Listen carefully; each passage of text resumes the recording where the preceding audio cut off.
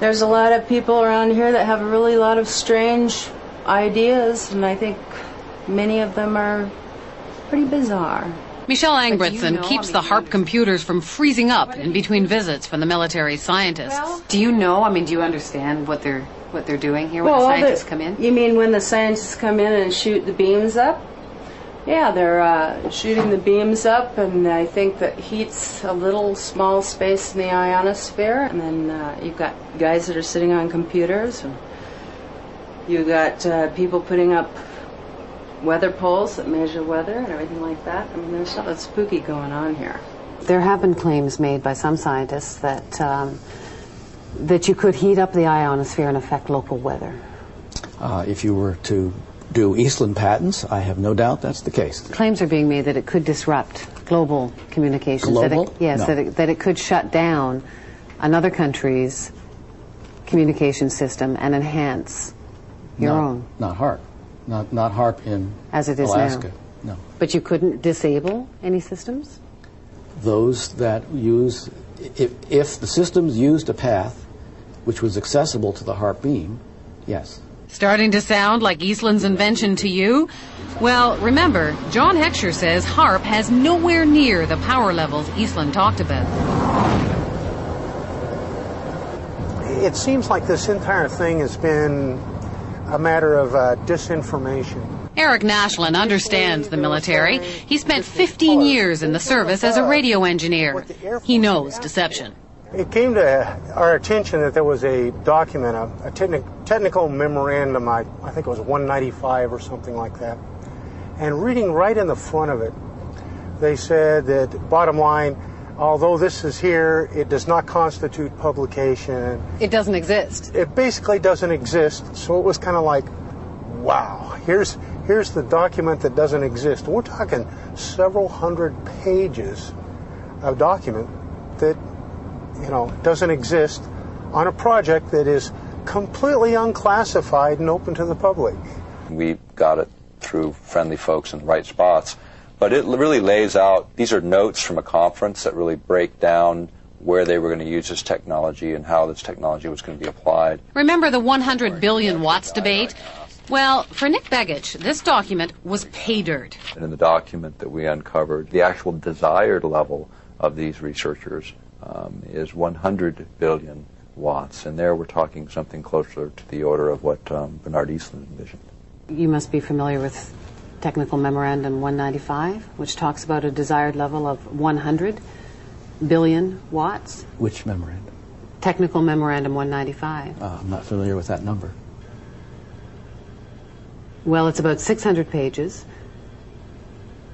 and it's. I mean, you may not acknowledge it because it hasn't been published, but it exists. I've seen it. I don't know what Technical Memorandum 195 is because I haven't seen it. This is a published document. It's non-released. And it's the word games that John Heckscher plays and the word games the United States military plays, and it's the word games they continue to play, and those are the things that need to end. Zap incoming missiles, disrupt global communications, and engineer the weather. And ready? There's one more.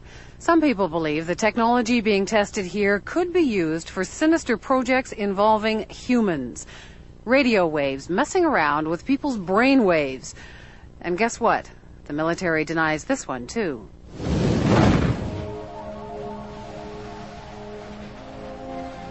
The human mind is subject to being affected by radio frequency energy, and that's what this device is. In other words, you can move the moods of large populations using this kind of technology. So now we have not just maniacs in the Pentagon, but a bunch of Dr. Strangeloves? Pretty weird stuff. But scientists have been experimenting with radio frequencies on animals' brains for decades.